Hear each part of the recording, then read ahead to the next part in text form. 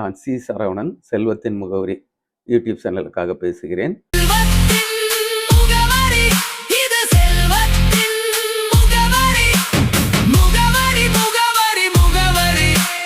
செல்வத்தின் முகவரி.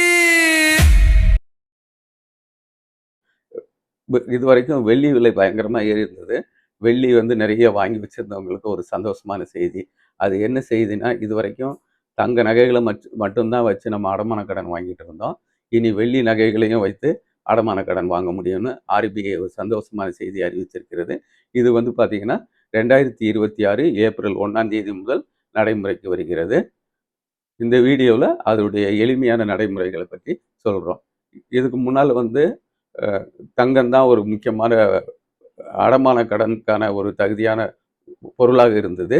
இனி வெள்ளியும் ஒரு நிதி சொத்துங்கிற நிலைக்கு உயர்த்தப்பட்டு இருக்கிறது. அதுக்காக ஆர்பிஐக்கு நன்றி தெரிவிச்சுக்கலாம். இதனால யாரெல்லாம் பயன்பட போறாங்கன்னா, கிராமப்புற மக்கள் மிகவும் பயன்படுவாங்க. மேலும் தொழில் செய்கிறவங்க, அவசர தேவைக்கு பணம் வேணும் அப்படிங்கிறவங்க வீட்டில் இருக்கிற வெள்ளி பொருட்களை கொண்டு அடமானம் வச்சு கடன் வாங்கிக்கலாம். அந்த கடமான் அவங்களுடைய சுலபமாக கடன் கிடைக்கும். யார்ட்டையும் போய் கையேந்தி நிற்க வேண்டிய சூழ்நிலை கிடையாது. வட்டியும் பார்த்தீங்கன்னா தங்க நகைக்கு என்ன வட்டி இருக்கோ அந்த வட்டி தான் கிட்டத்தட்ட இருக்குங்கிறனால குறைவான வட்டியிலையும் நம்ம கைக்கு கடன் கிடைச்சிரும். வெள்ளி எல்லா வெள்ளிக்கும் அடமான கடன் கிடைக்காது. குறிப்பாக வெள்ளி நகைகள் கிடைக்கும், வெள்ளி அலங்கார பொருட்கள் கிடைக்கும், வெள்ளி நாணயங்களுக்கு கிடைக்கும். ஆனால் டிஜிட்டல் வெள்ளிங்கிற வகையில் சில்வர் ETF கிடைக்காது. அதே மாதிரி சில்வர் பார்களுக்கும் கிடைக்காது. எவ்வளவு கடன் கிடைக்கும் அப்படிங்கிறதுக்கு பார்த்தீங்கன்னா, ஆர்பிஐ ஒரு விதிமுறை வச்சிருக்கிறது. அந்த வெள்ளியின் மதிப்பில் 75% 85% கிடைக்கும். அதுவும் பார்த்தீங்கன்னா, அந்த வெள்ளிக்கு மதிப்பு உதாரணத்துக்கு ஒரு 6 லட்சம் ரூபாய் மதிப்புள்ள வெள்ளி நம்மகிட்ட இருக்குது, வெள்ளி நாணயம் இருக்குது அல்லது வெள்ளி நகை இருக்குதுன்னா அதுக்கு சுமார் 4.5 லட்சம் ரூபாய் கடனாக கிடைக்கும். இதுக்கும் ஒரு விதிமுறை ஃபிக்ஸ் பண்ணியிருக்காங்க. இன்னைக்கு அப்படியே முழு மதிப்புக்கும் கடன் கொடுக்க மாட்டாங்க. நம்ம ஷார்ட் வீடியோவில் சொல்லும்போது 75% 85% கடன் கிடைக்கும்னு சொல்லியிருந்தோம். வெள்ளியினுடைய மதிப்பு 2 லட்சத்து வரை இருந்ததுன்னா 85% கடன் கிடைக்கும். 2.5 to 5 லட்சம் வரைக்கும் வெள்ளியின் மதிப்பு இருந்தால் 80% கடன் கிடைக்கும். 5 லட்சத்துக்கு மேலே இருந்ததுன்னா 75% கடன் கிடைக்கும்.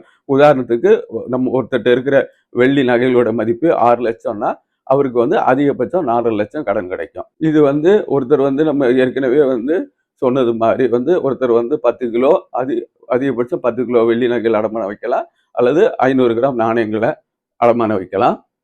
இது உங்களுடைய நடைமுறைகள் பார்த்தீங்கன்னா, கிட்டத்தட்ட உங்களுக்கு தங்கத்துக்கு நம்ம அடமானம் வைக்கும்போது எப்படி அதை உரசி பார்த்து அது நல்ல தங்கம் தானா அப்படிங்கிற மாதிரி பார்க்குற மாதிரி இது நல்ல வெள்ளி தானா அப்படிங்கிறத பார்ப்பாங்க.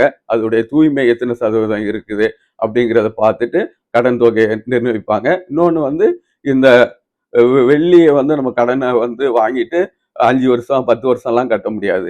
கிட்டத்தட்ட 1 வருஷத்துக்குள்ள அது திருப்புற மாதிரி தான். தங்கத்துக்கு எப்படி 1 வருடத்துக்கு வட்டியை கட்டி மறுபடியும் தங்கத்தை மீட்டு வைக்கிறோமோ அதே மாதிரி தான் வெள்ளியையும் மீட்டு வைக்கிற மாதிரி இருக்கும். இப்போ இதில் முக்கியமாக நம்ம கவனிக்க வேண்டியது என்ன இருக்குன்னா, கடன் எடுக்கும் போது ஒவ்வொரு பேங்குக்கும் ஒவ்வொரு நிதி நிறுவனத்துக்கும் வட்டி விகிதம் வேறுபடும்.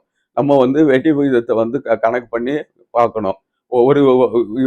ஒரு வங்கியில எந்த வட்டி விகிதம் கம்மியா இருந்ததுன்னா அந்த வங்கியை நம்ம தேர்வு செய்யணும். இன்னொன்று நம்ம கடனை அடைக்கிறது கிட்டத்தட்ட நம்ம 1 வருடத்துக்குள்ள அந்த வெள்ளியை திருப்பிடணும் அப்படிங்கிற சூழ்நிலையை வச்சுதான் நம்ம வெள்ளி நகையையோ வெள்ளி நாணயத்தையோ அடமானம் வைக்கணும். இல்லைன்னா அந்த வெள்ளி நமக்கு ஏலத்துக்கு வர்றதுக்கான சூழ்நிலை உருவாகிரும். அதை தவிர்த்துட்டு நம்ம செயல்படணும். வெள்ளி அடமான கடனுங்கிறது இப்போ நல்ல ஒரு நிதி சார்ந்த ஒரு வாய்ப்பாக வந்திருக்குது. இதை தேவைப்படுவர்கள் பயன்படுத்தி கொள்ளவும். தொடர்ந்து இது போன்ற உபயோகமான செய்திகளை தெரிந்து கொள்ள செல்வத்தின் முகவரி யூடியூப் சேனலை சப்ஸ்கிரிப்ஷன் செய்யுங்கள். நன்றி, வணக்கம்.